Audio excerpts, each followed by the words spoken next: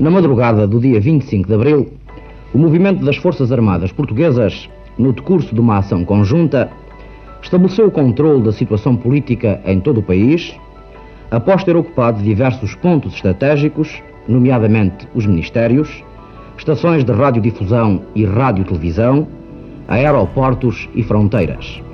O movimento, que com o apoio do povo português, está neste momento histórico libertando a nação do regime que há longos anos a oprime.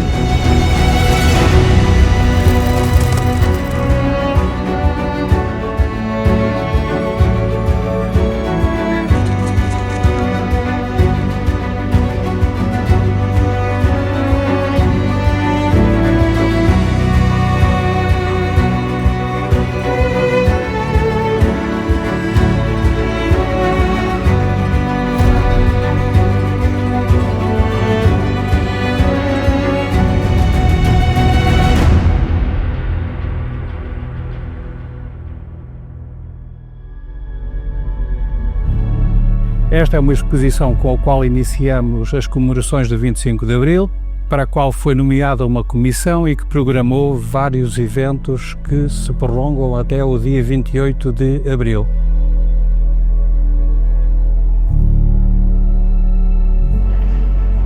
Associarmos a estas comemorações dos 50 anos do 25 de Abril, para nós foi mais do que um desígnio institucional.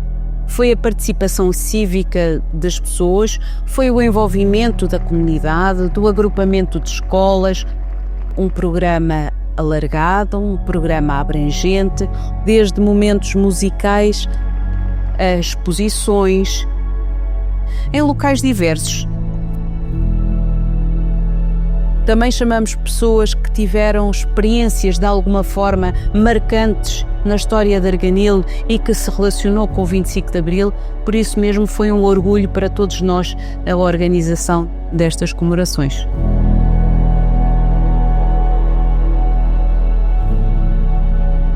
Eu também vivi nos dois tempos, antes do 25 de Abril e depois do 25 de Abril. E para mim o 25 de Abril foi talvez das coisas mais importantes que aconteceram na minha vida, porque não imagino o que é estar-se em casa a jantar com a família e tocarem à porta e nós ficarmos, será que é apito? Não imaginam a sensação que isso é. Havia realmente um medo enorme, também não podíamos falar, não se podia escrever tudo quanto se pensava, nem publicar, porque havia a censura. As pessoas se manifestassem a sua maneira de pensar, sujeitavam-se a ser presas.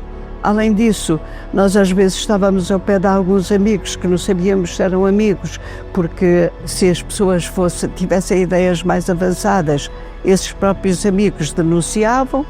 Havia imensas pessoas que eram presas pela PIDE.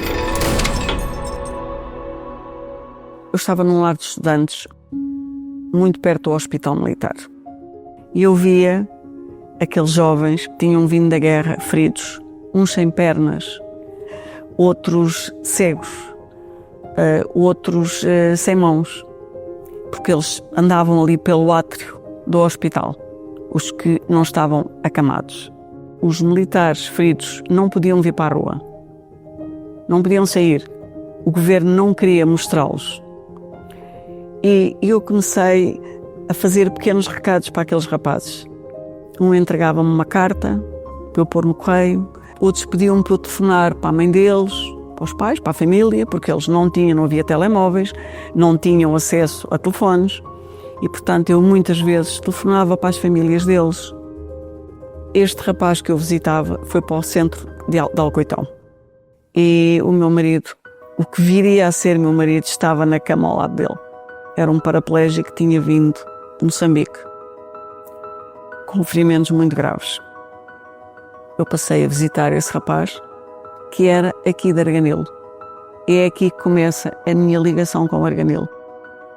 Foi esta casa de Arganil que eu partilhei com o meu marido ao longo de 48 anos. E foram 48 anos muito bons.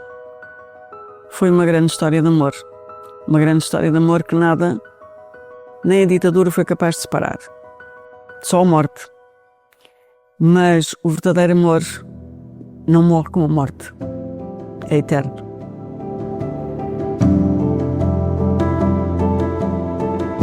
Passamos por aquilo que foi o antes e o depois e pudemos comparar a forma como vivíamos para assistir a todas essas transformações que se deram neste tempo. A censura, por exemplo, teve um efeito extraordinário porque obrigava os autores a arranjarem uma forma habilidosa de escaparem à censura. Houve uma das sessões que foi dedicada ao professor Ventura, porque o professor Ventura era um artista que tinha uma sensibilidade muito grande e um grande sentido da caricatura política e tem obras emblemáticas nessa área. É um gosto enorme sentir o quanto o meu pai foi admirado e o quanto ele foi especial, um bocadinho em cada um de vós que privou com ele. Vocês, parabéns.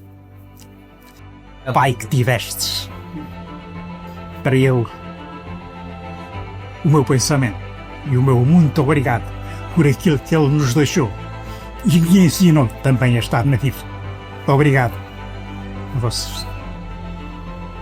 Mas é um homem espetacular que, vivendo intensamente o 25 de Abril, deixou excepcionalmente registada aquela fase do 25 de Abril, deixa um registro famoso. Naturalmente que a arte serviu de escape para muita gente e como uma forma de luta. Do coronel Carlos de Matos Gomes. Vítimas de uma guerra não assumida.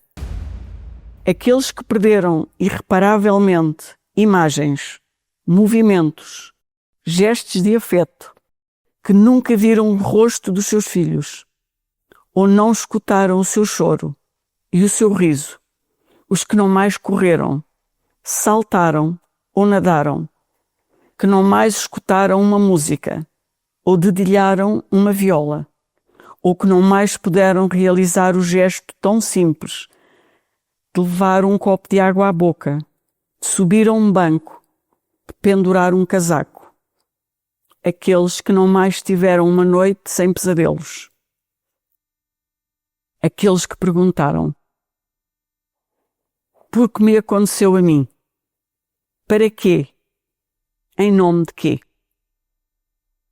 E foi esta pergunta que eu fiz ao longo destes anos todos, vivendo como uma vítima da guerra colonial. Eles todos e muitos outros são os heróis anónimos do 25 de Abril. Grândola Vila Morena, terra da fraternidade, o povo é quem mais ordena, Grândola a tua vontade.